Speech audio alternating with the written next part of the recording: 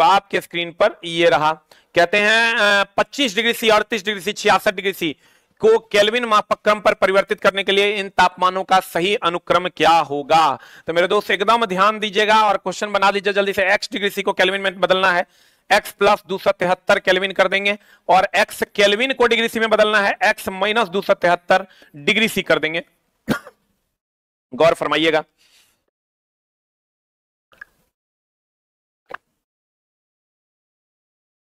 जल्दी से बता दो what is the answer.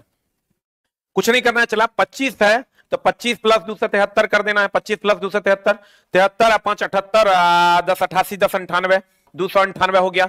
38 degree C है तो 38 प्लस 273 कितना हो जाएगा, जल्दी से बता दो व्हाट इज आंसर। 273 70 308 311 311 होगा रे। इतने में तो हमको लगता है आंसर आ जाएगा। ए for apple is the right answer. A for apple is the right answer. देख लो, कुछ नहीं करना है। चला सी का पोजीशन एबीसीडी में 3 है, के का पोजीशन एबीसीडी में 11 है। 3% से 11% में जाने के, 3% से 11% में जाना है तो जोड़ना है, 11% से 3% में जाना है तो घटाना है। 3% से 11% में जाना है तो जोड़ना है, 11% से 3% में जाना है तो घटाना है। That is the right answer. बोलो हाँ। 3% से 11% में जाना है तो जोड़ना है, 11% से 3% में जाना है तो घटा देना। बताओ आंसर क्या होगा जल्दी से। बैठो बैठो, what is the answer. 25 degree C, 38 degree C, 66 degree C है। अब चला देखो, एक क्वेश्चन तुम्हारा आता है, हम इससे पहले भी तुमको बोले थे। बताओ गैसों की आणविक गति शून्य हो जाती है। गैसों की आणविक गति, या यूं कहें कि चालक जो है, चालक अति चालक हो जाता है। चालक अति चालक, और अर्धचालक जो है ये कुचालक हो जाता है। अर्धचालक जो है ये कुचालक हो जाता है। वह तापमान क्या होगा। एक ऑप्शन है 0 डिग्री सी, और दूसरा ऑप्शन है 273 केल्विन, और तीसरा ऑप्शन है 0 केल्विन, और चौथा ऑप्शन है 0 डिग्री आर। बताओ जल्दी से आंसर क्या हो जाएगा। What is the answer. हो एनसीईआरटी वन लाइनर का वीडियो प्राइवेट हो गया है। चला वो प्राइवेट ही रहेगा, सिर्फ लाइव में ही चलता है वो। कितने लोग आज एनसीईआरटी का क्लास किए थे वन लाइनर का, कृपया एक टाइप कीजिए, और जिनको अच्छा लगा था कृपया एक टाइप कीजिए। जिनको एकदम लगा कि मेरे लाइफ का सबसे बेहतरीन कक्षा में से एक कक्षा हम आज लिए हैं, चला और लेंगे आगे। What is the answer. Answer बता जल्दी से। A for apple is the right answer.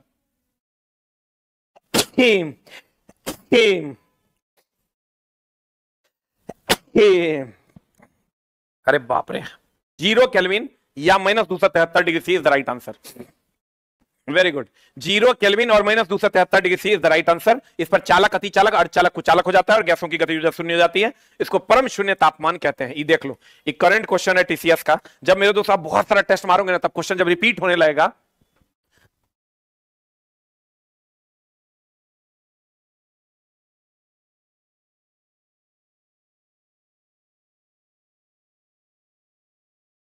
बताओ जल्दी से आंसर क्या हो जाएगा।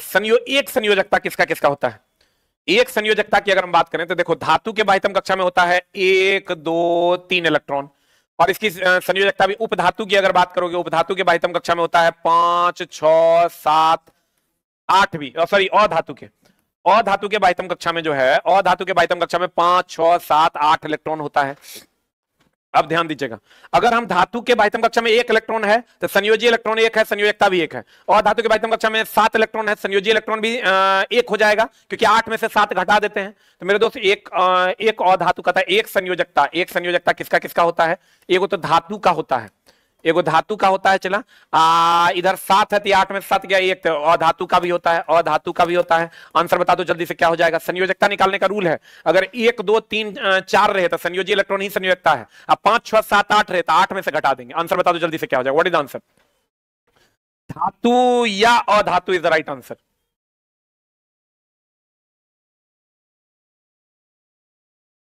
धातु और अधातु इज द राइट आंसर। अगला प्रश्न आपके स्क्रीन पर ये रहा, बता चला अक्रिय गैस की संयोजकता। अक्रिय गैस, अच्छा चला ये क्वेश्चन बनाओ तो देखो धोखा नहीं खाएगा तब। अक्रिय गैस का संयोजी इलेक्ट्रॉन, अक्रिय गैस का संयोजकता बताओ जल्दी से आंसर। पहला ऑप्शन है 8, पहला ऑप्शन है तुम्हारा 8 और दूसरा ऑप्शन है 0। देखिए कौन कौन धोखा नहीं खाता है। पहला ऑप्शन है 8 और दूसरा ऑप्शन है चला 0। दूसरा ऑप्शन है 0, पहला ऑप्शन है 8 और दूसरा ऑप्शन क्या है 0। बता आंसर क्या होगा। देखिए कौन कौन धोखा नहीं खाता है। अक्रिय गैस का संयोजकता 8 की 0। देखो थोड़ा एगो नया क्वेश्चन बता देते हैं इस पर, एगो नया क्वेश्चन बता देते हैं। रासायनिक अभिक्रिया के लिए जिम्मेवार है, रासायनिक अभिक्रिया के लिए जिम्मेवार है रासायनिक अभिक्रिया के लिए जिम्मेवार है, बताओ कौन? पहला संयोजी इलेक्ट्रॉन, उसका आंसर बता दो पहले। 1 की 2, जे मार रहा है 0, पगला कहीं का, संयोजकता के 0 होगा, 8 नहीं होगा, 8 वाला गलत है। 8 होता है संयोजी इलेक्ट्रॉन, संयोजी इलेक्ट्रॉन 8, संयोजकता 8 में से 8 गया 0, तो कहते हैं रासायनिक अभिक्रिया के लिए जिम्मेवार है पहला संयोजी इलेक्ट्रॉन, और दूसरा संयोजकता। ये अभी का एकदम समझो कि आज का सबसे बढ़िया क्वेश्चन में से एक होगा। बताओ आंसर, जल्दी बताओ आंसर, जल्दी बताओ, व्हाट इज आंसर? कहते हैं रासायनिक अभिक्रिया के लिए जिम्मेवार है संयोजी इलेक्ट्रॉन या संयोजकता, व्हाट इज आंसर? संयोजी इलेक्ट्रॉन या संयोजकता, व्हाट इज आंसर? रासायनिक अभिक्रिया के लिए जिम्मेवार है कौन? संयोजी इलेक्ट्रॉन या संयोजकता, व्हाट इज आंसर? संयोजी इलेक्ट्रॉन या संयोजकता, व्हाट इज द आंसर? रासायनिक अभिक्रिया के लिए जिम्मेवार कौन है, संयोजी इलेक्ट्रॉन या संयोजकता? आंसर होगा संयोजकता। लड़का संयोजी इलेक्ट्रॉन मारा होगा, गलत है। संयोजी इलेक्ट्रॉन, संयोजकता नहीं रहेगा तब संयोजी इलेक्ट्रॉन मार सकता है। संयोजकता संयोग करने की क्षमता है, ये हमेशा ध्यान रखिएगा। संयोजकता जो है ये संयोग करने की क्षमता है। आप इसका एक्सप्लेनेशन अगर हमसे लीजिएगा तो हम आपको एक्सप्लेन करेंगे कि गुरुजी आप ही हमारे गुरुजी हैं। आप सुन लीजिए बढ़िया से कि अगर आप संयोजी इलेक्ट्रॉन रासायनिक अभिक्रिया के लिए जिम्मेवार होगा तो संयोजी इलेक्ट्रॉन, ध्यान देना, संयोजी इलेक्ट्रॉन अगर रासायनिक अभिक्रिया के लिए जिम्मेवार होगा तो संयोजी इलेक्ट्रॉन तब तक अक्रिय गैस का 8 होता है। अक्रिय गैस का संयोजी इलेक्ट्रॉन कितना होता है? 8। तब तो ये 8 को से अक्रिय गैस अभिक्रिया कर लेगा, नहीं करता है ना, क्योंकि उसकी संयोजकता 0 होती है, इसलिए वो नहीं करता। आंसर बताओ, अपना नंबर दो। अरे बाप रे बाप, की मांग रहा है। चला, हम तो बहुत दिन पढ़ाते पढ़ाते परेशान रहते। जल्दी बता दो आंसर क्या हो जाएगा, व्हाट इज आंसर? आंसर हो जाएगा संयोजकता। हम चला तुमको अच्छे अच्छे प्रश्न हमेशा कोशिश करेंगे पढ़ाने का। अब बताओ एक और आंसर की होगा, व्हाट इज द आंसर? हे रे हेने आओ न रे, हे रे हेने आओ न रे, हेने आओ न रे। क्वेश्चन कहता है, क्वेश्चन निम्नलिखित में से कौन सा लवण क्रिस्टलीकरण का जल नहीं है? नीलात होता, एक फॉर्मूला होता है CuSO4 × 5H2O। और बेकिंग सोडा का फॉर्मूला होता है NaHCO3। और भैया मेरे धवन सोडा होता है Na2CO3 × 10H2O। और भैया जिप्सम का फॉर्मूला होता है CaSO4 × 2H2O। इसी तरीके से प्लास्टर ऑफ पेरिस का फॉर्मूला होता है CaSO4 × 12H2O, CaSO4 × 12H2O। बताओ आंसर क्या हो जाएगा, व्हाट इज आंसर? नीलात होता CuSO4 × 5H2O। तो एक को बच गया baking soda is the right answer. Baking soda is the right answer, baking soda. अच्छा चला, एक बात बताओ, एक जल्दी से इसको लिख लो, फिर हम लोग बतियाते हैं। बेकिंग पाउडर का फॉर्मूला बता दो जल्दी से। बेकिंग पाउडर, एक ऑप्शन है Na2CO3 या दूसरा ऑप्शन है NaHCO3 या तीसरा ऑप्शन है CaCO3 या चौथा ऑप्शन है नॉन ऑफ दी। जल्दी बता आंसर। बेकिंग सोडा का हम लिख दिया NaHCO3, बता आंसर क्या हो जाएगा, व्हाट इज आंसर? तेरे नहरे में वो जादू है तेरी, क्या हुआ? मेरा मोबाइल नीचे रह गया क्या? तेरी ओर खींचा जाता हूं। आंसर बता, जल्दी बता। Baking soda the right. तुम्हारा क्वेश्चन यहां है चला कि बेकिंग पाउडर का फॉर्मूला हम अभी भी बता के आए हैं टेस्ट में, ऑफलाइन टेस्ट में। बताओ जल्दी से क्या हो जाएगा, what is the answer? Baking soda, none of these मार रहा है कि NaHCO3 थी। हमेशा ध्यान रखना चला, बेकिंग पाउडर हम कितना बार तो बताए हैं रे दोस्त मेरे। बेकिंग पाउडर होता है बेकिंग सोडा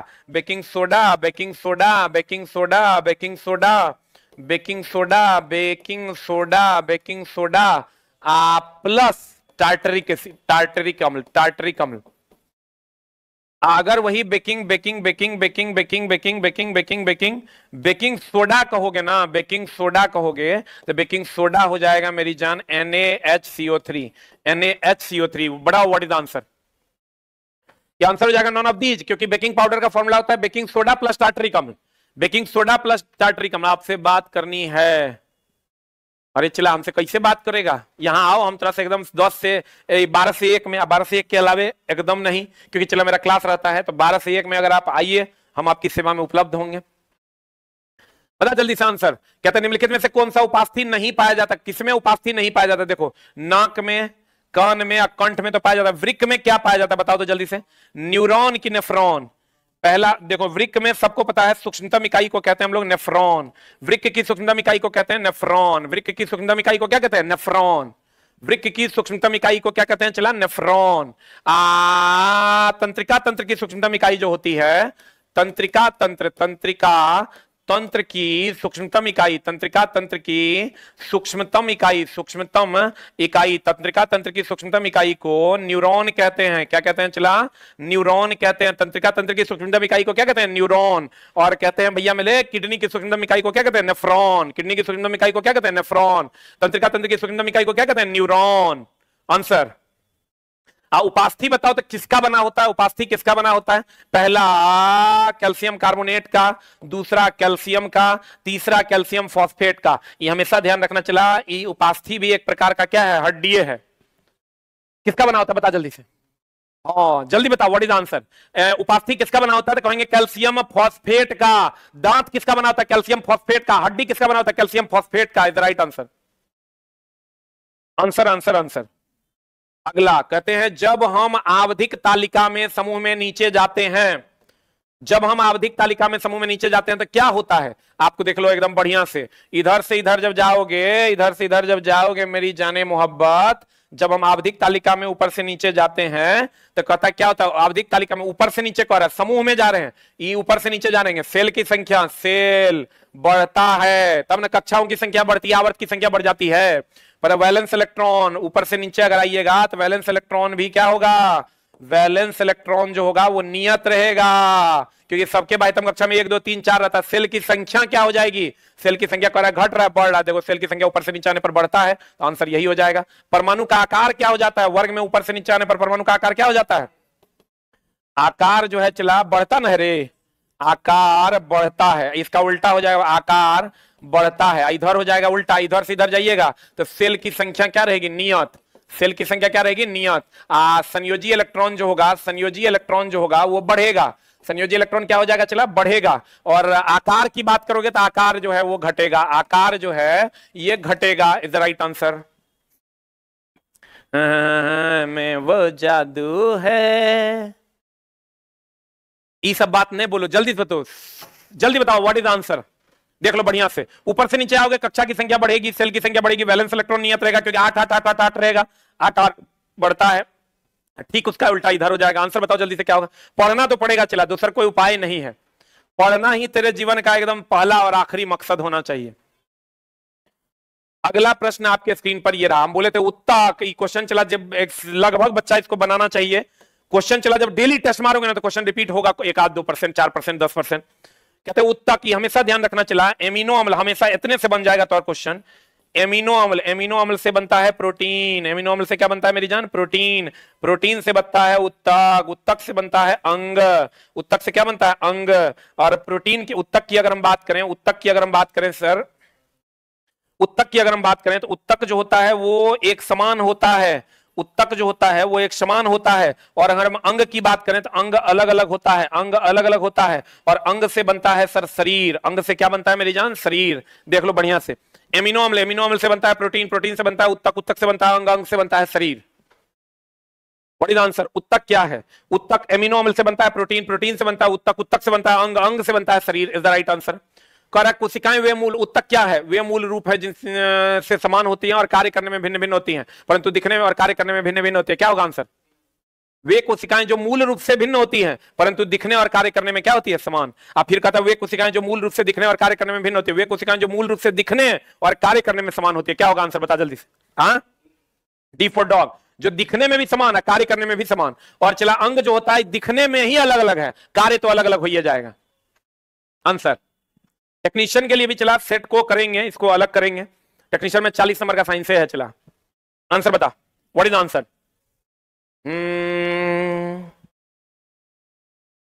अगला प्रश्न आपके स्क्रीन पर ये रहा, बता। कहता है क्वेश्चन, क्या कहता है? निम्नलिखित में से कौन सा एक एम्फोटेरिक चलाई क्वेश्चन पिछला बार एएलपी में 25 बार पूछा था? 25 बार, 30 सेट में 25 बार, ऐसा कोई सेट नहीं था जिन्हें पूछा था। ये हमेशा ध्यान रखिएगा चला। अधातु के ऑक्साइड, अधातु के ऑक्साइड जो होते हैं वो अम्लीय होते हैं, अधातु के ऑक्साइड अम्लीय, धातु के ऑक्साइड जो होते हैं वो क्षारीय, धातु के ऑक्साइड जो होते हैं वो क्या होते हैं मेरी जान, क्षारीय, धातु के ऑक्साइड जो होते हैं वो क्षारीय, अधातु के ऑक्साइड अम्लीय, धातु के ऑक्साइड क्षारीय, और उभयधर्मी जो है, उभयधर्मी जो है, उभयधर्मी में आता है Al2O3, ZnO, PbO2, ये उभयधर्मी ऑक्साइड है। अब बढ़िया से देख लो, अधातु के ऑक्साइड अम्लीय, तो याद ना रहे तो याद रखो धातु के ऑक्साइड क्या होते हैं, क्षारीय।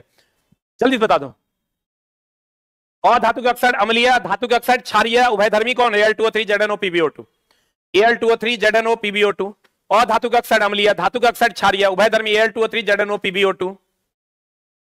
आंसर बता दो जल्दी से क्या हो जाएगा, ये तो खट से मारेगा, aluminium oxide is the right answer. और कार्बन डाइऑक्साइड जो होता है, चला देखो ये हमेशा ध्यान रखना, अब तुम चला धीरे धीरे प्रिपेयर हो रहा है, लेकिन रिवीजन जो है ये बच्चों का पहला और आखिरी हथियार है, अनाधून रिवीजन करना। बता कार्बन डाइऑक्साइड अम्लीय की क्षारीय, चला ऐसा ना तैयारी करके जाना है कि क्वेश्चन आएगा तो 100% कॉन्फिडेंस में मारेंगे, 75 पूछेगा तो 72 मार के आएंगे। बता आंसर क्या होगा, जल्दी बता आंसर क्या हो जाएगा। कार्बन डाइऑक्साइड अम्लीय की क्षारीय, what is the answer. Carbon dioxide जो होता है चला वो अम्लीय होता है, कार्बन डाइऑक्साइड अम्लीय की क्षारीय, आंसर हो जाएगा अम्लीय। मैग्नीशियम ऑक्साइड ही कुछ नहीं है, चला आयरन ऑक्साइड जंग का फॉर्मूला है, जंग जो होता है, जंग जो लगता है वो आयरन ऑक्साइड होता है, आंसर। और धातु का ऑक्साइड अम्लीय, धातु का ऑक्साइड क्षारीय, उभयधर्मी Al2O3 ZnO PbO2। हाँ है और एक क्वेश्चन एनसीईआरटी का ही सवाल है। चला अब चला होता क्या, बहुत लोग इतना ना पढ़ेंगे कि एनसीईआरटी वगैरह आसान लगने लगेगा, ओ ये तो पढ़े हैं, अगर मतलब समझ लो तो तैयारी ठीक ठाक जा रहा है। निम्न संबंधों में कौन सा सही नहीं है, P बराबर V बटा R स्क्वायर, I बराबर P बाई V, I बराबर P बटा R, कौन सा संबंध सही नहीं है, देख लो। P बराबर होता है VI, तो I बराबर P बाई V यहीं से निकल जाएगा, बहुत बढ़िया बात। P बराबर होता है V स्क्वायर बाय R, तो यहां से अगर हम V निकालेंगे तो V बराबर, यहां से देखो ये रिलेशन निकलता है क्या, यहां से नहीं देखो तो ये रिलेशन निकलता है क्या, इसको हम लोग भी यहीं V स्क्वायर यहीं छोड़ देंगे, इसको इधर लेके आएंगे, ये स्क्वायर इधर आएगा, V बराबर अंडर रूट PR हो जाएगा। अब देखो P बराबर होता है I स्क्वायर R, P बराबर I स्क्वायर R, यहां से हम अगर निकालेंगे तो I बराबर P बाय R निकल जाएगा, यही रिलेशन कहीं से नहीं निकलेगा, देख लो बढ़िया से। एनसीईआरटी ऑनलाइन पब्लिक कर दीजिए सर, पब्लिक नहीं करेंगे सर। अच्छा कितने लोग कह रहे हैं चला कि पब्लिक कर दीजिए, एक टाइप करो। चला जब हम डिसिप्लिन में है तो तुम क्यों नहीं डिसिप्लिन में आते हो। कॉलर चला पता नहीं, देखो पता है कॉलर सही कर लिया, कॉलर चला ये अंदर घुस जाता है। चला बताओ आंसर। आई शर्ट हमको नानी दी है, तो नानी दी है तो इसलिए इसको हम पहन लेते हैं। चला जल्दी बताओ, जल्दी बताओ व्हाट इज आंसर। जल्दी से एक बार बढ़िया से देख लो। चला हाँ कौन कौन कह रहा है पब्लिक कर दीजिए, कौन कौन कह रहा है नहीं कीजिए। हाँ तुमको चला चुपचाप आके पढ़ लेना है। आंसर बता। देखो P बराबर भी आई से देखो तो ये आ रहा है I बराबर P बाई भी, यहां देखो P बराबर V स्क्वायर बाय R है तो V बराबर अंडर रूट PR हो जाएगा। अब P बराबर I स्क्वायर R है तो यहां से I बराबर under root P by R हो जाएगा, इज द राइट आंसर। खाली इसका कोई जोड़ नहीं है तो ये नहीं होगा, ये 3 फॉर्मूला है। अगला प्रश्न, अस्थिर ताप पर गैस का आयतन। ओह जब ये कह दिया ताप का मान नियत तो समझ लो चला प्रेशर और वॉल्यूम के बीच संबंध होगा तो उल्टा संबंध होगा। अगर कह देगा वॉल्यूम नियत, वॉल्यूम अगर नियत, अगर कह देगा आयतन नियत, आयतन नियत हो जाएगा तो pressure is directly proportional to temperature हो जाएगा। और अगर कह देगा प्रेशर नियत, अगर कह देगा प्रेशर नियत तो प्रेशर नियत कह देगा मतलब volume is directly proportional to temperature हो जाएगा, volume is directly proportional to temperature हो जाएगा। अब क्वेश्चन कर रहा है गैस का अस्थिर ताप पर, गैस का आयतन कम करने पर उसका दाब क्या होगा। ताप अस्थिर है तो आयतन कम कीजिएगा दाब बढ़ जाएगा। आंसर, आंसर बता। अगर दाब कम कीजिएगा तो बढ़ जाएगा। आंसर बताओ जल्दी से क्या हो जाएगा। आंसर हो जाएगा C is the right answer, is the right answer होगा। देख लो ई चला बताओ तो क्या कर नियम है। ई अगर कहोगे तो ये बॉयल्स चचा का नियम है, ये बॉयल्स चचा का नियम है। किसका नियम है चला बॉयल्स चचा का। ई किसका है, ई गेलुसाक का नियम है। और ई किसका नियम है, चार्ल्स का नियम है। आंसर। अगला अगला अगला अगला अगला कहता है एक गोलीय दर्पण, एक गोलीय दर्पण की अगर हम बात करें तो एक गोलीय दर्पण, एक गोलीय दर्पण, एक गोलीय दर्पण, एक गोलीय दर्पण में उत्पन्न इतना आवर्धन है, ये हमेशा ध्यान रखना चला। एम का मान अगर प्लस है तो कैसा प्रतिबिंब, अगर प्लस है तो काल्पनिक प्रतिबिंब, एम का मान अगर माइनस है तो वास्तविक प्रतिबिंब, वास्तविक प्रतिबिंब। और अगर अगर एम का मान 1 से छोटा है, 1 से छोटा है तो छोटा प्रतिबिंब। और अगर m का मान 1 से बड़ा है, 1 से बड़ा है तो बड़ा प्रतिबिंब, और अगर m का मान 1 के बराबर है, 1 के बराबर है तो बराबर प्रतिबिंब। अब चला बता दो आंसर क्या हो जाएगा। आइए हमेशा ध्यान रखना, काल्पनिक हमेशा सीधा होता है और वास्तविक हमेशा उल्टा होता है। तो ये 1 से कम है तो 1 से कम है, 1 से कम है, 1 से छोटा है तो छोटा प्रतिबिंब बनेगा। ये छोटा, ये छोटा, ये बड़ा, ये बड़ा, ये नहीं होगा। अब रही बात माइनस में है तो माइनस में है तो वास्तविक होगा, वास्तविक हमेशा उल्टा होता है, तो आंसर ये हो जाएगा। ए for apple is the right answer. देखो कैसे पकड़ना है। प्लस तो काल्पनिक, कल्पना हमेशा पॉजिटिव होता है। चला कल्पना करते हैं हमको नौकरी हो गया, हमको पैसा हो गया, हम प्राइम मिनिस्टर बन गए। तो काल्पनिक हमेशा सीधा होता है और पॉजिटिव होता है, और वो प्लस होता है। माइनस जो है वास्तविक और उल्टा होता है। एम का मान 1 से छोटा तो छोटा, एम का मान 1 से बड़ा तो बड़ा, एम का मान 1 के बराबर तो बराबर। आंसर जल्दी बता दो, व्हाट इज आंसर। कल से स्टार्ट होगा, चला बिहार इलेक्ट्रिसिटी कल से स्टार्ट होगा। तेरे नैना मेरे नैनों से, जल्दी बताओ व्हाट इज आंसर। देख लो बढ़िया से चला, लिख लो, ये कंटेंट एकदम सॉलिड कंटेंट है इस टाइप के क्वेश्चंस को बनाने के लिए। What is answer. A for Apple. अच्छा बताओ। अच्छा ये क्वेश्चन हम देते हैं, इस पर थोड़ा सा उल्टा टॉपिक है इसलिए ये क्वेश्चन हम देते हैं। अगर m का मान, आवर्धन का मान +2 है, बताओ आंसर क्या होगा। प्लस है तो सबसे पहले तो काल्पनिक होगा, प्लस है तो सबसे पहले काल्पनिक, काल्पनिक को ही आभासी कहते हैं। बताओ आंसर, देखे के मार पाता है।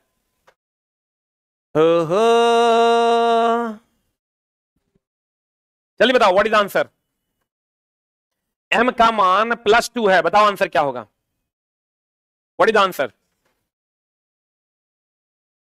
व्हाट इज द आंसर मेरी जान। m का मान +2 है तो प्लस है तो काल्पनिक होगा, यानी वास्तविक नहीं होगा, और काल्पनिक होगा तो सीधा होगा, बहुत बढ़िया बात है। और 1 से बड़ा है, और 1 से बड़ा है तो बड़ा होगा, तो बड़ा होगा तो आंसर बताओ क्या होगा। सी for cat.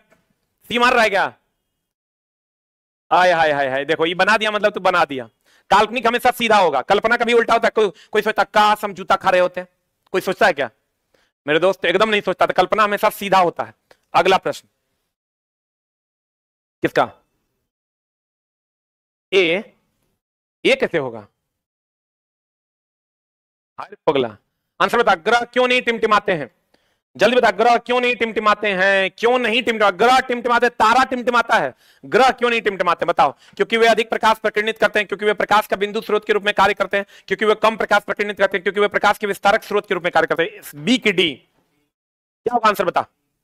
D for dog कहता है। देखो तारे टिमटिमाते हैं, तारे अगर कह देगा तारा टिमटिमाता, टिमटिमाता तो कहेंगे अपवर्तन के कारण। तारा टिमटिमाता अपवर्तन के कारण, तारा टिमटिमाता अपवर्तन के कारण। और ग्रह नहीं टिमटिमाता, ग्रह नहीं टिमटिमाता, ग्रह नहीं टिमटिमाता क्यों। क्योंकि वह प्रकाश के स्रोत, बड़ा स्रोत है वो प्रकाश का, बड़ा स्रोत प्रकाश का होने के कारण, बड़ा स्रोत प्रकाश का होने के कारण, बड़ा स्रोत प्रकाश का होने के कारण ग्रह नहीं टिमटिमाता। बड़ा स्रोत प्रकाश का होने के कारण ग्रह नहीं टिमटिमाता, बड़ा स्रोत प्रकाश का होने के कारण ग्रह नहीं टिमटिमाता। तारा टिमटिमाता है अपवर्तन के कारण, ग्रह नहीं टिमटिमाता बड़ा स्रोत प्रकाश का होने के कारण, बड़ा स्रोत प्रकाश का होने के कारण। जो भी चला तुम्हारे रिलेशन में बीपीएससी टीचर का एग्जाम देने वाला होगा या अन्य एग्जाम कोई भी बिहार, या खास करके अभी जो बीपीएससी टीचर का एग्जाम है, तो उनको बोल देना कि अभी जो क्लास चल रहा है उसको जरूर कर लेने के लिए, जो 6-15 वाली क्लास है, 6-15 की जो एनसीईआरटी की क्लास है उसको जरूर करने के लिए। चलिए बता, साइंस का क्लास 6-15 वाला सिर्फ लाइव है, चला एकदम हम डिसिप्लिन में डेली पढ़ाएंगे, तुमको भी डेली आके पढ़ना। तू मेरा रिकॉर्डेड देखता है क्या, कहते हैं रिकॉर्डेड ले लो, तो नहीं लेता है, कहते हैं लाइव पढ़ेंगे, तो हम भी लाइव पढ़ाएंगे एकदम लाइव। नहीं तो उससे होता क्या चला, तुम सोचता कल देख लेंगे और फिर तू तुरंत पेशेंस से नहीं 1 घंटा बैठ के देखेगा, ऐसे में तो लगेगा नहीं देखेंगे तो भैया छूट जाएगा, तो तू तुरंत आके बैठ के देख लेगा। जल्दी बताओ, अनंत सोचता अच्छा आइए ना है देख लेंगे। आंसर बता चला, तारे टिमटिमाते अपवर्तन कारण, ग्रह नहीं टिमटिमाते हैं प्रकाश के स्रोत होने के कारण, प्रकाश का बड़ा स्रोत होने के कारण। अगला प्रश्न आपके स्क्रीन पर ये रहा, बता दो जल्दी से आंसर क्या हो जाएगा। What is answer. कौन सी रेखाएं गोलियां, तो बताए थे चला। गोलियां दर्पण पर अभिलंब जो होता है, एगो ये रेखा होता है जो पोल, फोकस और सेंटर को मिलाता है, एक होता है जो ध्रुव और वक्रता केंद्र को मिलाता है ना, ध्रुव और वक्रता केंद्र को। ये 2 रेखाएं जो है ये जो दो रेखाएं हैं चला, ये जो दो रेखाएं हैं, ये दो रेखाएं अभिलंब है, ये दो रेखाएं जो है वो अभिलंब है। आंसर बता दो जल्दी से क्या हो जाएगा। एगो जो सेंटर फोकस और पोल को मिलाएगा और एगो जो सेंटर से दर्पण की ओर जाएगा। ये दो रेखाएं अभिलंब है। कहते हैं निम्नलिखित में से कौन सा रेखा किसी गोलीय दर्पण पर अभिलंब के रूप में कार्य करता है। ध्रुव और वक्रता केंद्र को मिलाने वाली रेखा, ध्रुव और वक्रता केंद्र को मिलाने वाली रेखा ये, और वक्रता केंद्र और आपतन बिंदु, वक्रता केंद्र और आपतन बिंदु, ध्रुव और वक्रता केंद्र को मिलाने वाली रेखा ये, वक्रता केंद्र और दर्पण को मिलाने वाली रेखा ये दोनों। फोकस और आपतन ये नहीं होगा। आंसर हो जाएगा एक और दो ना। What is answer? एक और दो, यही दो रेखा देखो, ध्रुव वक्रता केंद्र और फोकस को मिलाने वाली रेखा, वक्रता केंद्र से जो आपतन बिंदु पर आता है वो, यानी आंसर क्या हो जाएगा? एक और दो इज द राइट आंसर। एक और दो is the right answer. Duty से आने के बाद देखते हैं, कोई बात नहीं, चलो ड्यूटी से 6:15 में आप कोई जुगाड़ करके देख लीजिए। रूल तो रूल है, 1-2% को तो दिक्कत होवे करेगा ना। तो अगर रूल नहीं बने, चोरबा कहेगा, जैसे रूल बन जाएगा कि चोरी करना पाप है, आज चोरबा कहेगा नहीं बनाइए बहुत दिक्कत है, तो रूल बनेगा? नहीं बनेगा। रूल बनाने के लिए 1-2% को तो इग्नोर करना है। थोड़ा ड्यूटी पे है ना, थोड़ा नौकरी हो गया है, तो थोड़ा नौकरी का ऐसे भी जरूरत नहीं है। तुम की करेगा छोटा नौकरी लेके? इधर चलवा सब करने दो नौकरी। कौन सा तत्व सिलिकॉन के समान, सिलिकॉन की संयोजकता होती है 4। अब बता दो किसके समान होता है सिलिकॉन की संयोजकता? कार्बन और germanium is the right answer. Carbon का भी 4 होता है, जर्मेनियम का भी 4 होता है। आंसर कार्बन और जर्मेनियम का क्या होता है? 4-4। तो आंसर हो जाएगा। जल्दी बताओ। अच्छा बताओ चला किसको सोडियम हाइड्रोजन, नहीं तो ये है Mg भी तो बनाइए देगा, तो लगभग क्वेश्चन चला बना देता है। ये क्वेश्चन हम चलो बहुत एकदम छोटा सा क्वेश्चन तुमको देते हैं।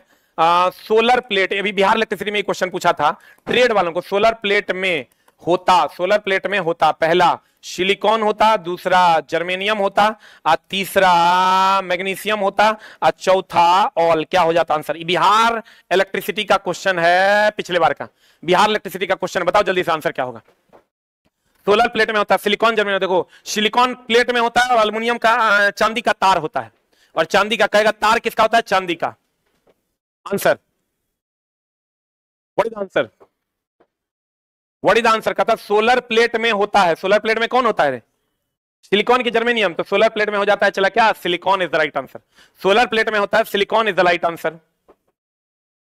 सोलर प्लेट में क्या होता है? सिलिकॉन। बिहार इलेक्ट्रिसिटी का क्वेश्चन है ही चला, बिहार इलेक्ट्रिसिटी का क्वेश्चन है। सोलर प्लेट में क्या होता है? सिलिकॉन होता है, इज द राइट आंसर। हाँ और है 64 नंबर, ये तो बना चला, एनसीईआरटी का क्वेश्चन है, ये हमारे चलवा बना देगा। अवक्षेपण अभिक्रिया, अवक्षेपण अभिक्रिया का हम एक उदाहरण ले लेते हैं। अवक्षेपण अभिक्रिया का उदाहरण है, जैसे तुम ले लो potassium nitrate plus lead iodide TbI2, ये बना देता है चला KNO3 प्लस ये हो जाएगा पोटेशियम आयोडाइड, ये हो जाएगा लेड नाइट्रेट। अब ये बना देगा चला KNO3 प्लस PbI2, यही बनाता है। और ये अवक्षेप का रंग कैसा होता है? ये होता है पीला अवक्षेप। पीला अवक्षेप, अवक्षेप वो है चला जो ठोस रूप में पाया जाता है। आज भी पढ़ाया हम एनसीईआरटी वाले क्लास में। पीला अवक्षेप होता है और ये ठोस रूप में पाया जाता है। अवक्षेप हमेशा ठोस रूप में होता है। अवक्षेपण अभिक्रिया का दूसरा नाम द्विविस्थापन अभिक्रिया भी है, ध्यान देना। अवक्षेपण अभिक्रिया का दूसरा नाम द्विविस्थापन अभिक्रिया भी है। अवक्षेपण अभिक्रिया का दूसरा नाम द्विविस्थापन अभिक्रिया भी है। पोटेशियम नाइट्रेट जब पोटेशियम आयोडाइड से अभिक्रिया करता है तो potassium nitrate plus lead iodide बनाता है, जो पीला अवक्षेप बनाता है। आंसर जल्दी से बता दो क्या हो जाएगा। What is answer? जल्दी बता। छूले आसमां जमीन की तलाश न कर, जल्दी बता। What is answer? द्विविस्थापन अभिक्रिया की अगर हम बात करें, तो द्विविस्थापन अभिक्रिया भी है, अवक्षेपण अभिक्रिया भी है। लेड नाइट्रेट जब लेड आयोडाइड से अभिक्रिया करेगा potassium nitrate plus potassium iodide, देखो एगो रंग बदल देगा, पीला हो गया, एगो अवक्षेप बना देगा। तो 1 और 3 गैस उत्सर्जित करेगा नहीं, क्योंकि इसमें सब ठोस अवक्षेप के रूप में बनता है। बताओ आंसर क्या हो जाएगा? 1 और 3 कितना number? A number is the right answer. A number is the right answer. पढ़ना पड़ेगा चला, हम आएंगे 9-20 में सिर्फ कंटेंट देके तोरा चले जाएंगे। तो हम पेशेंस से तो पढ़ रहे, तो हम तो बार बार कहते हैं चला या तो पढ़ नहीं तो सर धंधा कर, कब फालतू के काम में लगल है। पर्दा में छेद हो गया है दोनों कान में, हाय रे बाप, ऑपरेशन करवाओ चला ठीक हो जाएगा। और है मानव शरीर में संचलन के लिए, ये भी क्वेश्चन एनसीईआरटी में आएगा अभी। मानव शरीर में संचलन के लिए मुख्यतः उत्तरदायी कौन है? तंत्रिका। एगो तो देखो तंत्रिका तंत्र, जो हमारा तंत्रिका तंत्र है, इसी से हम लोग चल पाते हैं। एगो हमारा पेशीय उत्तक, अस्थि और मांसपेशी आप कह सकते हैं। आंसर बताओ क्या हो जाएगा? तंत्रिका और संयोजी उत्तक नहीं, तंत्रिका और उपकला उत्तक एकदम नहीं, तंत्रिका और पेशीय उत्तक एगो दिया संयोजी उत्तक। बता आंसर क्या हो जाएगा? पेशीय उत्तक हमारी मांसपेशियां और हमारा तंत्रिका तंत्र, तंत्रिका तंत्र से हम चल पाते हैं चला। तंत्रिकीय तंत्र से न चल पाते हैं, तो आंसर हो जाएगा C4 cat is the right answer. अगला, ध्वनि तरंग किस चाल से यात्रा करती है? ये चला एकदम याद रखना, ध्वनि तरंग जो है ये तो 331 मीटर पर सेकंड से चलवे करती है, 332। अगर 332 331 में दोनों रहेगा तो आंसर मारना 331। 331 मीटर पर सेकंड बोलो या 1100 फुट पर सेकंड की मील पर सेकंड? इसको यहां ले लाते हैं चला, या 331 मीटर पर सेकंड। ये किसके द्वारा, कितना डिग्री सी पर? 0 डिग्री सी पर। किसके द्वारा ये किया गया था? लाप्लास के द्वारा। किसके द्वारा? लाप्लास के द्वारा। न्यूटन के द्वारा जो ध्वनि का वेग था, न्यूटन के द्वारा जो ध्वनि का वेग था वो 280 मीटर पर सेकंड था, ध्यान रखना। न्यूटन के द्वारा ध्वनि का वेग 280 मीटर पर सेकंड और ध्वनि का वेग 331 मीटर पर सेकंड। लाप्लास के द्वारा 0 डिग्री सी पर, और फुट में करोगे तो 1100 फुट पर सेकंड। आंसर, इसका आंसर गलत है। 1100 फुट पर सेकंड नहीं दिया है, देख लो, चेक कर लो, गलत होगा ठीक कर देना। आंसर बता दो जल्दी। 1100 फुट पर second, 331 metre per second, 0 degree C पर किसने दिया था? लाप्लास ने। और क्या न्यूटन के अनुसार ध्वनि का वेग क्या है? 280 मीटर पर सेकंड। न्यूटन के अनुसार ध्वनि का वेग क्या है? 280 metre per second. And the next question is, ई तो बना देगा, चलो हमारा जल्दी बना। कहते हैं निम्नलिखित में से कौन सा ईंधन न्यूनतम पर्यावरण प्रदूषण? हाइड्रोजन। ये देख लो चला। अगर कहता प्रयोग में लाया जाता है और न्यूनतम प्रदूषण फैलाता है तब सीएनजी हो जाता। प्रयोग में लाने वाला, प्रयोग में आने वाला, प्रयोग में आने वाला, प्रयोग में आने वाला, न्यूनतम प्रदूषण फैलाने वाला, न्यूनतम प्रदूषण, न्यूनतम प्रदूषण फैलाने वाला, न्यूनतम प्रदूषण, न्यूनतम प्रदूषण, न्यूनतम प्रदूषण फैलाने वाला, न्यूनतम प्रदूषण फैलाने वाला। देख लो, प्रयोग में आने वाला और न्यूनतम प्रदूषण फैलाने वाला है सीएनजी। प्रयोग में आने वाला और न्यूनतम प्रदूषण फैलाने वाला है सीएनजी। देख लो बढ़िया से। अगर कहेगा कौन सा है जो न्यूनतम प्रदूषण फैलाता है, हाइड्रोजन मार देना आंख मूंद के। सबसे अधिक उष्मीय मान भी इसी का होता है। सबसे अधिक उष्मीय मान, सबसे अधिक उष्मीय मान, सबसे अधिक उष्मीय मान किसका होता है? हाइड्रोजन का। सबसे अधिक उष्मीय मान किसका होता है? चला, हाइड्रोजन का। सबसे कम प्रदूषण कौन फैलाता है? हाइड्रोजन। प्रयोग में लाया जाने वाला सबसे कम प्रदूषण कौन फैलाता है? सीएनजी।